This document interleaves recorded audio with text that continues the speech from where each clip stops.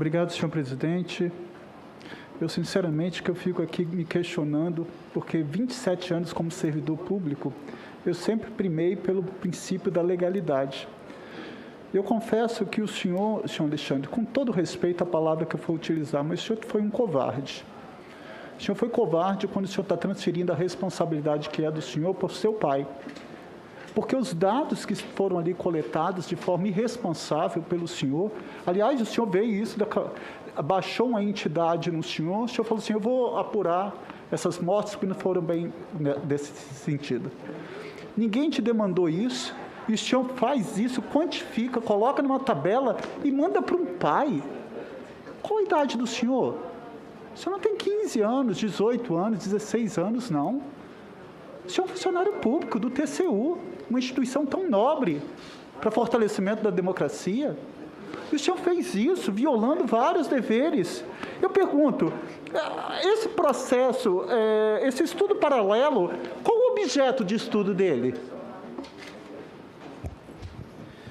Senador, como eu falei no meu depoimento inicial, a minha preocupação foi verificar o correto repasse dos recursos federais aos entes subnacionais. Sim, mas o senhor passou para o seu pai com que objetivo? Eu vou falar qual o objetivo do senhor. O senhor sabia que seu pai tem relação direta com o presidente da República e queria que esses dados fossem chegar das mãos dele. Agora, eu quero esclarecer para o senhor que a Lei 8.112 declara, são deveres dos servidores guardar sigilo sobre o assunto da repartição. Ora, não é assim, não. Diz ainda mais, lei de improbidade administrativa. O senhor praticou ato de improbidade administrativa também. Artigo 11, 3º da lei de improbidade.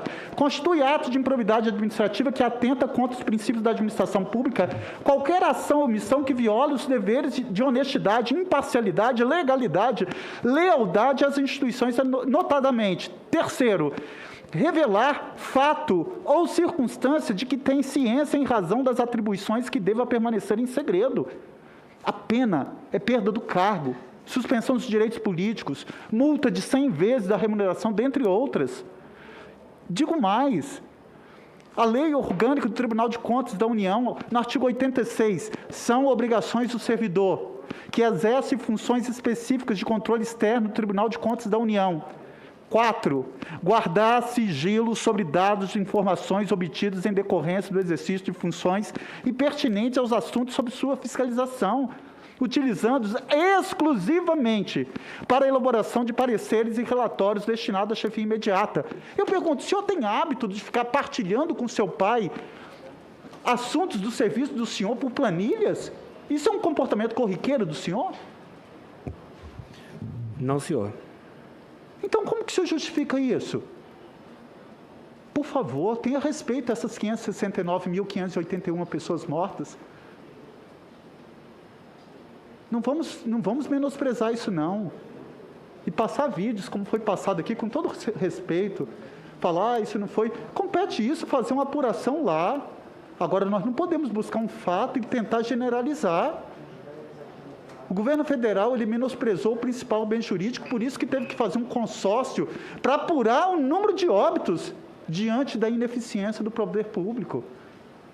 O senhor é um auditor do Tribunal de Contas da União. Assim como o senhor, eu também sou servidor público. Honra a função que o senhor exerce. Honra o munus público. Porque não está em jogo só o patrimônio, mas está em jogo o munus público, a função pública, a dignidade do cargo. Não tem como. O senhor praticou violação de sigilo da sua função, está no artigo 325 do Código Penal. Não tem dúvida que esse comportamento está ali descrito. Crime. Revelar fato de que tem ciência em razão do cargo e que deva permanecer em segredo. Ou facilitar-lhe a revelação, pena, detenção de 6 meses a 2 anos e multa. Se o fato não constitui crime mais grave, e constitui o crime mais grave sim, porque difundiu na população um espírito de que a sociedade estava vivendo uma falsa realidade, quando nós temos quase 570 mil pessoas mortas. Eu perdi uma cunhada de 44 anos, minha sogra ficou internada por 3 meses, está com sequelas. 20 milhões de brasileiros que estiveram e que sobreviveram, estão com sequelas para o resto da vida.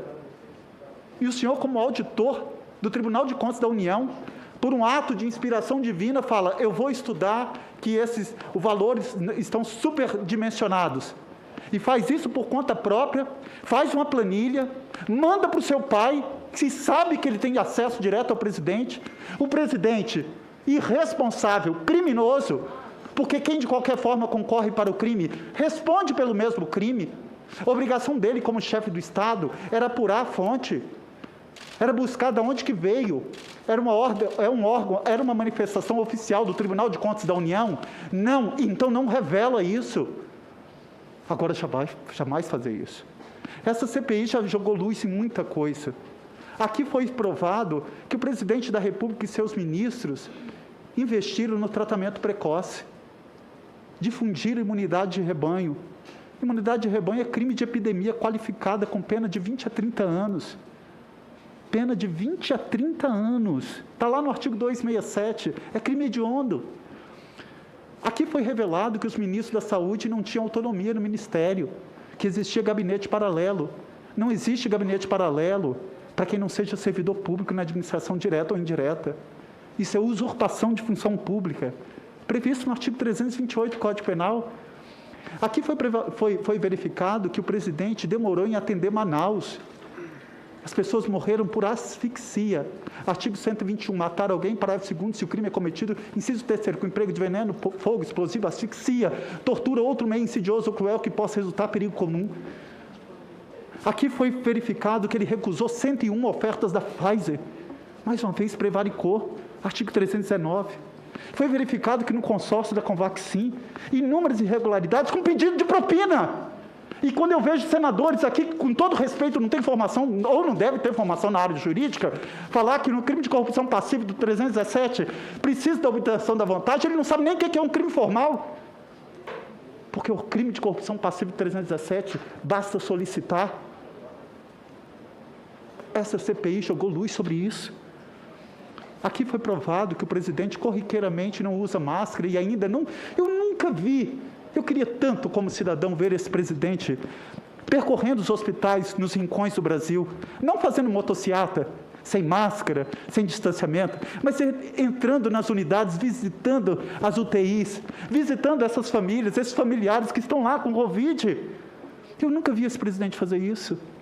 Que tão desumano que ele é, cruel, criminoso, covarde. Eu nunca vi esse presidente falando, pelo amor de Deus, acreditem na ciência, tomem vacina, façam distanciamento social, usem álcool gel, usem máscara. Eu nunca vi isso. E o senhor corrobora com isso. O senhor confirma isso. O senhor ratifica esse tipo de comportamento.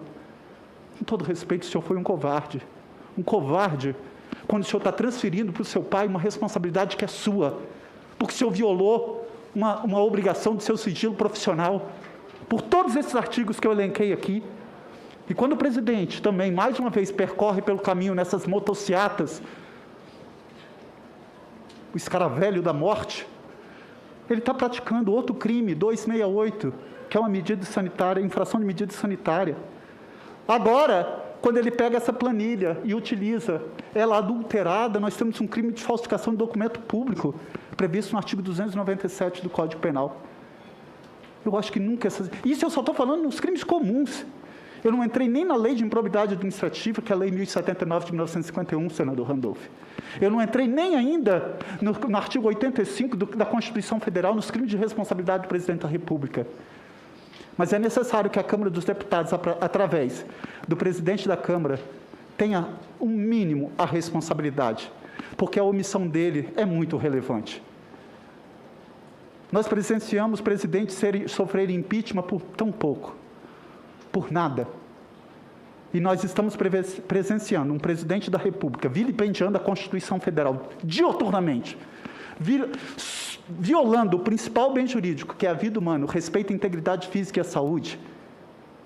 Por que o Código Penal, o abre-alas do Código Penal começa com o artigo 121? Porque o principal bem jurídico é a vida humana.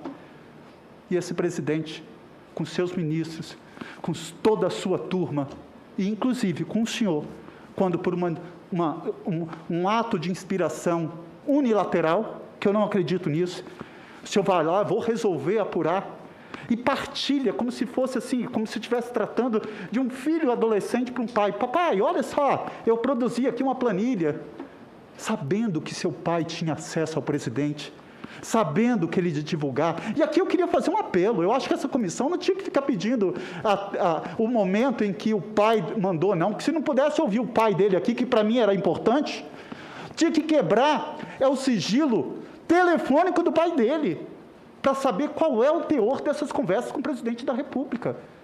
E volto a falar. Todos esses rol de crimes que eu elenquei aqui, eles são responsabilizados, tanto por ação como por omissão. Porque o Código Penal é muito claro, senador Humberto, quando ele diz no artigo 13 que a omissão é penalmente irrelevante quando a gente tenha, por lei, obrigação de proteção, vigilância e cuidado. O Código Penal é muito mais claro quando atribui a responsabilidade de outras pessoas, quando no artigo 29 diz que quem de qualquer forma concorre para o crime incide nas mesmas penas a este combinado na medida de sua culpabilidade.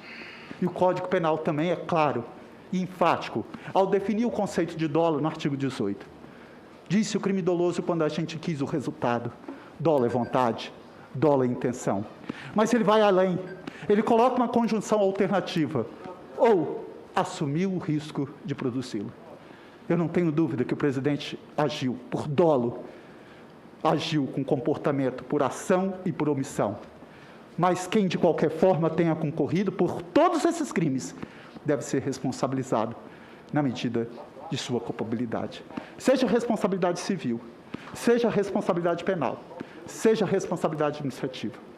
Mas o senhor, enquanto auditor do Tribunal de Contas da União, que é uma das instituições que eu mais enalteço na espinha dorsal do Estado Democrático de Direito, que é a Constituição da República Federativa do Brasil, o senhor tem que ter a honradez, a hombridade, a dignidade de confessar que o senhor violou um direito funcional, que o senhor não tinha que estar divulgando dados preliminares para o seu pai, como se tivesse uma relação próxima, porque o senhor sabia que seu pai ia direcionar isso para o presidente da República.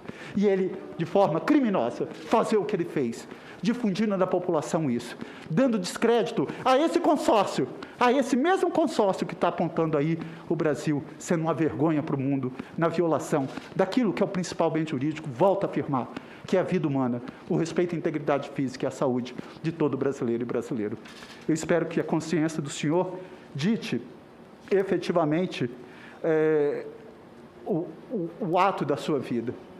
E que quando o senhor olhar para trás, o senhor vai verificar que por trás do seu cargo tem um munus público, tem toda uma instituição que hoje deve estar muito triste vendo um comportamento de um auditor do Tribunal de Contas da União, tendo um ato totalmente de violação a vários artigos, conforme eu descrevi aqui.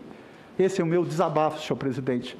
E eu espero que essa CPI tenha a hombridade de dar uma resposta à sociedade, que luta para que nós tenhamos a preservação daquilo que, mais uma vez eu falo, não sendo repetitivo, o principal bem jurídico que tem que ser protegido pelo Estado brasileiro, a teor do que determina o artigo 6º, 196 da Constituição Federal, é a vida humana, porque a saúde pública é direito de todos, mas é dever do Estado. E o Estado brasileiro, através do presidente da República, tem a digital na morte de 569.581 brasileiros e brasileiras. Essa estatística tem rosto, tem voz, tem história, tem dignidade. Essas famílias precisam. Eu queria muito ver o presidente da República percorrendo, senador Girão, percorrendo os hospitais lá do Nordeste, entrando nos corredores, se solidarizando com as famílias. Mas não. Sabe por que ele não faz isso? Porque ele não tem apreço ao maior bem jurídico, que é a vida humana. Ele não tem o amor. Nós temos que difundir o amor e não o ódio. Muito obrigado, senhor presidente.